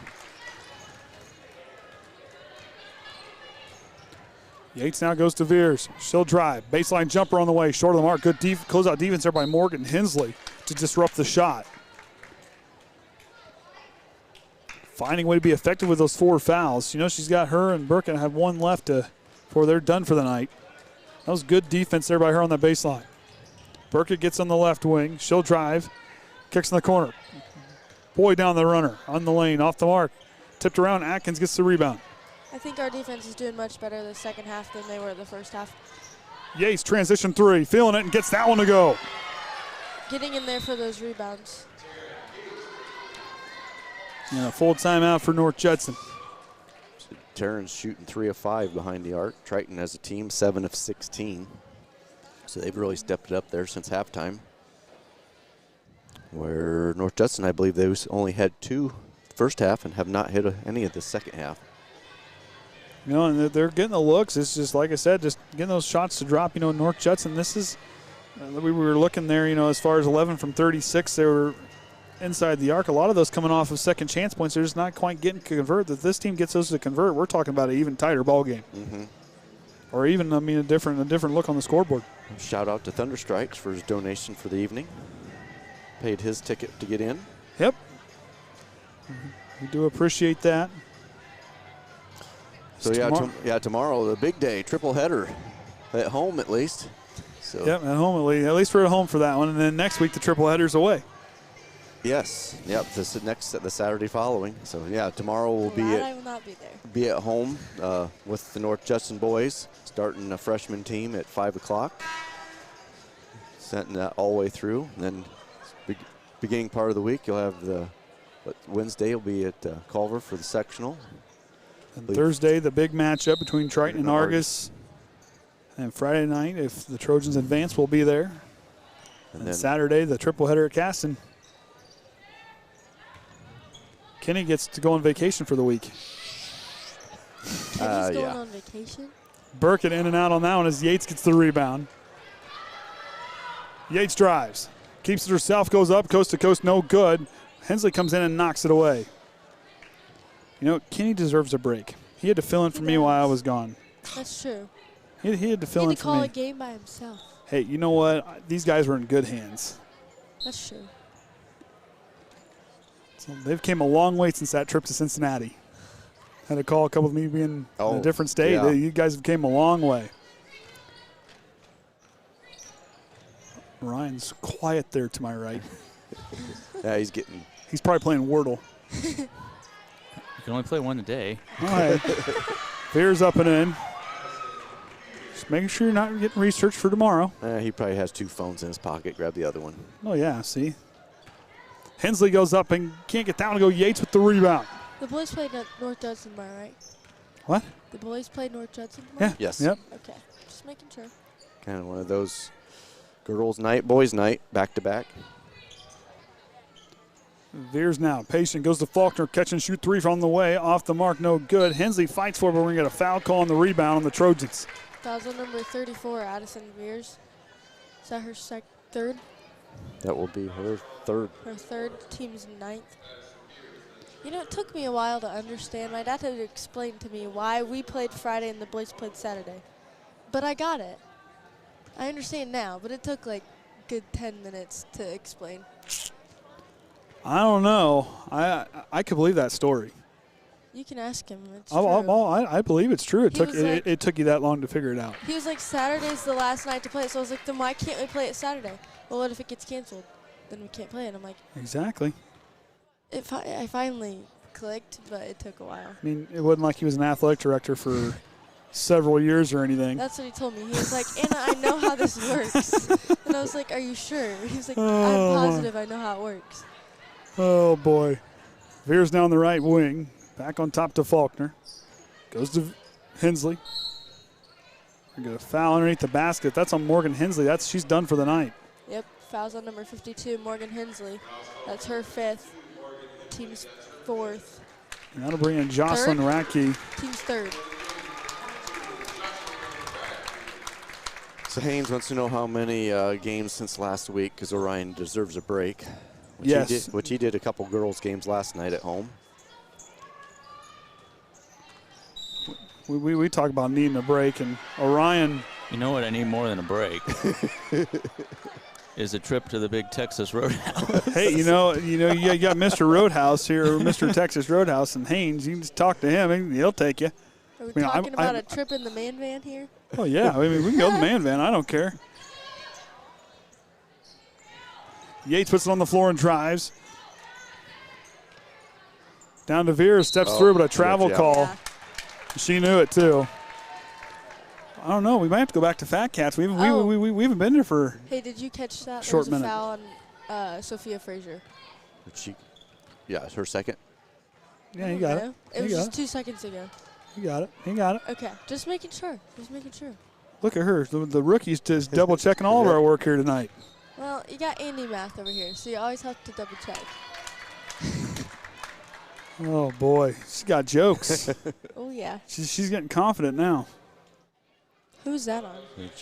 I don't know. You weren't paying attention? That was on Jocelyn. That was her 4th. Team's 10th. You were distracting me. I don't want to hear it. Hey, I can do both. Yeah, well, I was looking at you while I was talking. Is that Boyd? Yes, Boyd off the mark on her first one. As Faulkner will come out with those 4 fouls, and Bulis will check in. That's the only thing I don't like about girls' games is the hair behind blocking the numbers. Boyd gets her own rebound off the free throw. Frazier in the corner. Finds a wide open Burkett underneath the basket. Up to Atkins. Now to Bulis. Got away with the try. Oh, we got a timeout. As Bulis, she looked like she showed a step of that left foot. You know, one thing I think we need to work on is getting those defensive rebounds. We're all right when it comes to offensive rebounds, but I feel like no one's under the basket to get those defensive rebounds. And you saw a breakdown. But Kenny's going to point out a stat there. I mean, we're not up at 30. Yeah, rebounds by our are count. Even 30. Yeah, it just looks like they have way more. Yeah, I mean, like I said, getting those rebounds are huge. And, I mean, North Judson cleaned the glass great in the first half. They're still cleaning it well. Just like I said, just can't get those short jumpers to go. And if they did, we're talking about a completely different ball game, as we said, noted earlier. Yeah, one of those, I don't remember where exactly, maybe late towards the second quarter or so. North Judson was up by 7 or 8 rebounds over the Trojans. So now they've gotten here this second half, just more cleaning them up and got even with them now. And quote our friend Rita Price, there's still plenty of time up on that clock for these Lady Jays are going to run. So Triton's got to keep their composure, keep moving the ball, keep limiting those turnovers. I think our offense has slowed down, which I think has helped us a lot because getting those fast shots and just throwing them up there was not working. And I think setting up those shots and really taking your time, taking that time off the clock really worked in our favor. We'll see what Crawl draws up here. The Atkins on the left wing. Zone defense being played by the Lady Jays. On to Belis here on the near side as Triton just playing keep away at this point. As we near the halfway point of the fourth quarter. Fears in the high post, back to Atkins, sees an opening for a three, in and out. Fears gets the offensive board and goes up and in. Second chance points there for Addison Veers. Right there, good job to follow that shot, go right back up with it. Following the shots, I think, is something that they struggle with. Boyd down the right wing, feeds it down into Burkett. She'll drive, goes up to the left hand, and can't get the friendly roll. Taryn got away with 2 fouls, I think, that time. Frazier now top the key. Goes to Boyd on the right side. Down to Burkett. She'll back down Yates, goes up strong and draws the foul. Fouls on number 4, Taryn Yates. How many does she have now? It'll be her third. 3. Her third. So we got several Trojans. Our little sheet, anytime they're over 3, there gets the bright yellow put on them. Burkett connects on the first free throws. Bulis will swap places with Macy Hensley.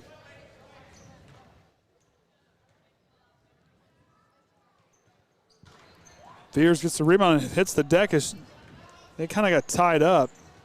Veers slow to get up. Atkins tries the three. Off the mark, Frazier gets the rebound.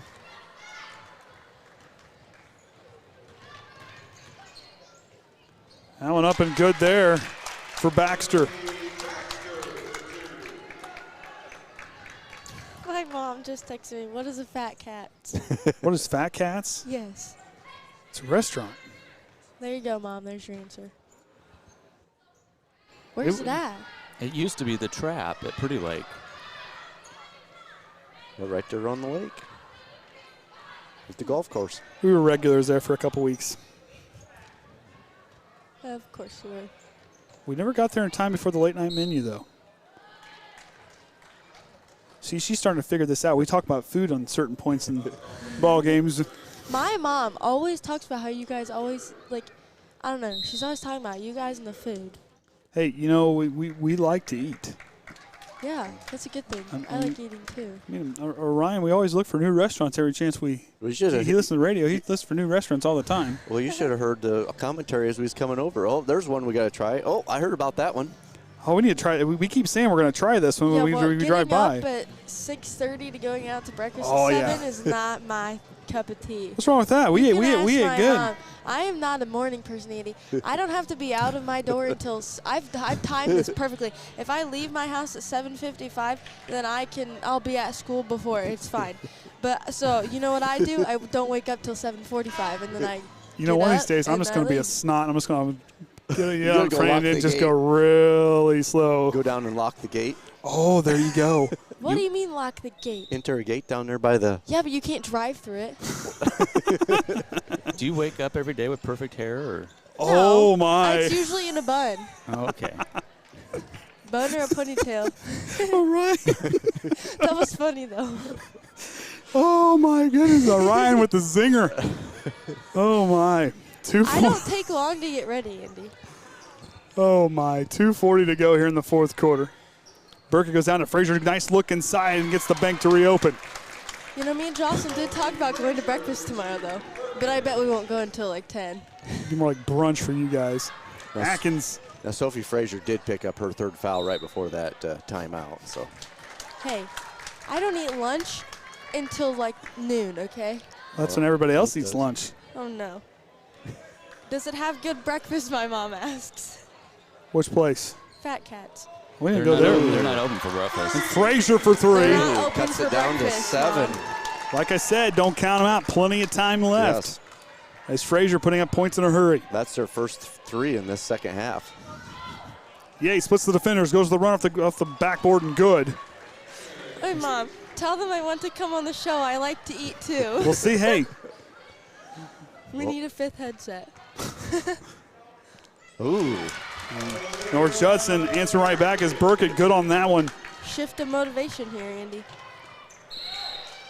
And a jump ball call, and I'll stay right here with the Trojans, but good play there by Burkett to reach out and get a hold of that one. She says she'll go. She's in. Okay. I believe it. Andy? What? Nothing. This is just funny. Just for the chance to have an embarrassing story told about you on the air, I'm all for it. Really? I don't have anybody I have to worry about that with. Atkins on the left wing now. You're going to ask my mom for an embarrassing story? Oh, we'll I bet we'll you figure I out something. can give more embarrassing stories about her than she can about me. Careful. Yates up underneath, and she'll step out of bounds, and Triton turns it over. So, let's say getting this down to 7, so this could be a tipping point. Like I said, don't count these Lady Jays out. It's Goodman calling out what she wants to see from her offense. Burkett calling for the ball in the low block. Here comes the double team. Back out to Frazier to cut the lead. Ooh, in and out. Rebound to Bulis. It goes to Yates now as we near the final minute of the ball game. 7 points separate the two teams. Atkins had to adjust to catch that one. She'll drive. Goes to Veers across the middle, or across the baseline. And Burkett reaches in and takes away a jump ball, calling the Lady Jays win the rebound. Yeah, Kinsey was right there open, but I think she's just too far underneath the basket to take a good shot. But otherwise, she was pretty well open. And Triton calling a timeout as they try to reevaluate what they're doing on the floor, because they let like I said, North Judson plenty of time right back in this ball game. They let him put up 15 points in this fourth quarter. Yeah, and Triton just 9, so that was cutting the lead right there. I think they need to get their motivation back up to win this game. It is a conference game, so. A chance for a three-way tie for second place on the lines for the Trojans. With who? Tie with who? Orion. What? Who's they going to be tied with? Tied what? I had for the conference. The three-way tie. Who's the three-way tie with? Caston and Knox, I think. Because Caston lost to Pioneer and Knox, and we lost to Pioneer and Caston.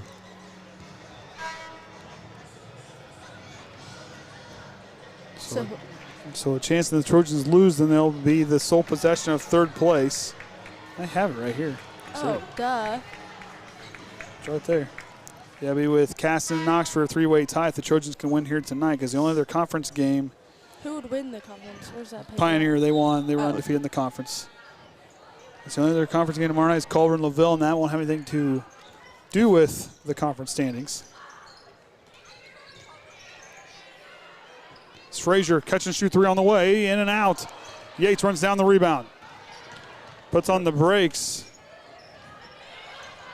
45 seconds to go. Don't have to shoot it. Just good ball management.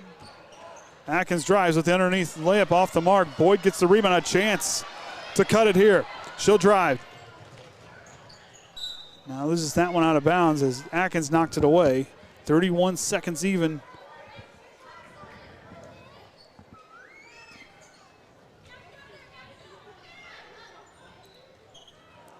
Boyd's got to run down. Bulis kicking on the Jets. Going to meet Boyd down the full court. Faulkner to cut her off. Boyd kicks out to Frazier. A 3 on the way. Off the mark, no good. Burkett with the putback. It's good there. 6 or 5 point ball game. They just get it across. And a foul call there as Baxter called for the reach. That's her first.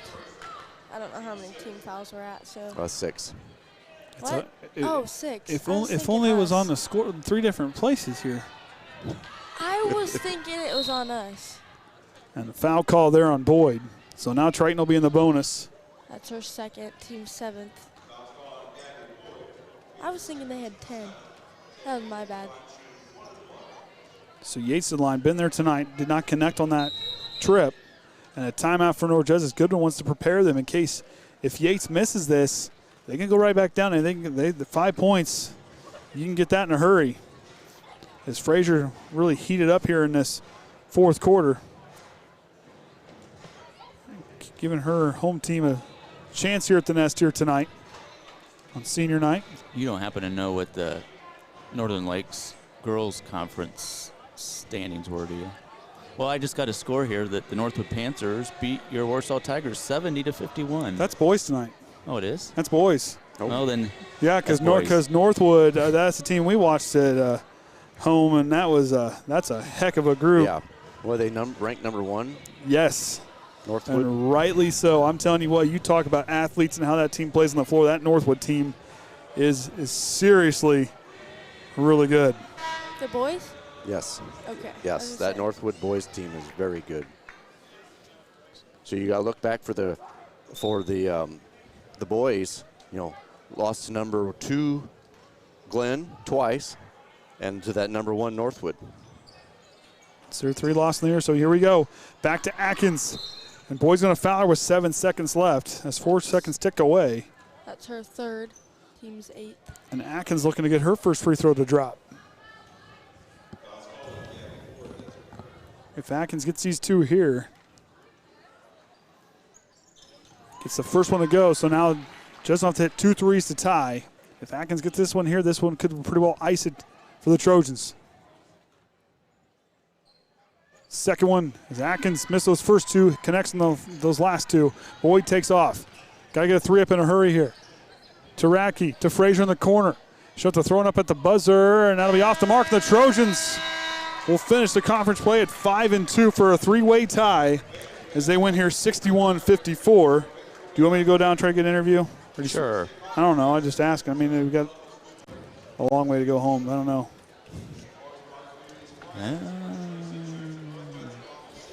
I don't know. Do you want me to go ask her if she wants to? And then Go ask her if she wants to give me a thumbs up down there. If not, I'll go down. We'll close it out on the floor here. She needs to be a quick one. It needs to be a quick one if we're going to do one. Yep. So we got the well, I know. Got the stats up here. Trojans 4 of 10 on the free throws. North Judson 13 of 27. Inside the arc, 2-pointers 18 of 35. Shooting 51% for the Trojans, 16 of 44. Shooting 36 for Judson. 3-point arc, 7 of 19, 37%. 3 of 17 for 18%. Free throws 14 and 8. As far as team stats here, Frazier with 15, Burkett with 13, Hensley with 8, Boyd with 7, Baxter with 4, Chaffins, Memodum, and Reagan Hensley all with 2. Just closing out for the Trojans.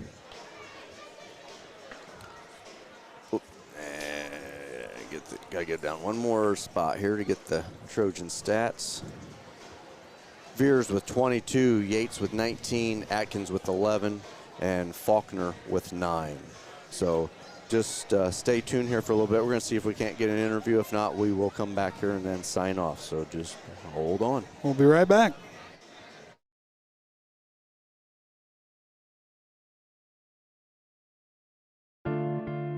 Hey, Carrie, you know how we like to say that high school sports are the purest form of amateur sports? Pure spirit, pure sport. That's Indiana high school athletics. Well, I learned something the other day that further proves that. I'm interested. Tell me more, Chris. Well, we all know what amateur means, but do you know the root of its meaning? It means for the love of. Wow, you're right. That really does reinforce the idea that high school sports are the purest form of sport. Fans, I'm IHSA Assistant Commissioner Chris Kaufman. And I'm Assistant Commissioner Carrie Rosati. If you want to watch sports in their purest form, get a ticket and go support your high school sports teams. Everyone there, from the players and coaches to the fans and officials, they're there simply for the love of the game.